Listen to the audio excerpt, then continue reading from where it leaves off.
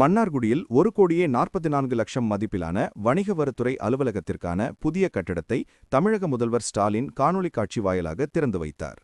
தமிழகம் முழுவதும் இன்று கட்டி முடிக்கப்பட்ட காவல்துறை, தீயணைப்பு மற்றும் மீட்பு பணிகள் துறை கட்டடங்கள், வருவாய்த்துறை அலுவலகம், வணிக வரித்துறை சார் பதிவாளர் அலுவலகம், அருங்காட்சியம் உள்ளிட்ட பல்வேறு கட்டடங்களை தமிழக முதல்வர் சென்னையில் காணொலி வாயிலாக திறந்து வைத்தார்.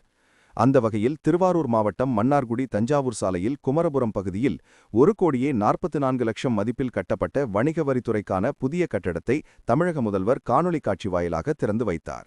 மன்னார்குடியில் நடந்த நிகழ்ச்சியில் முன்னாள் மாவட்ட ஊராட்சித் தலைவர் தலையாமங்கலம் பாலு, மாவட்ட அவைத்தலைவர் தன்ராஜ், திருவாரூர் கோட்ட வணிக வரித்துறை இணை ஆணையர் அருணா பாரதி, வருவாய் கோட்டாட்சியர் உள்ளிட்ட பலர் கலந்து கொண்டனர்.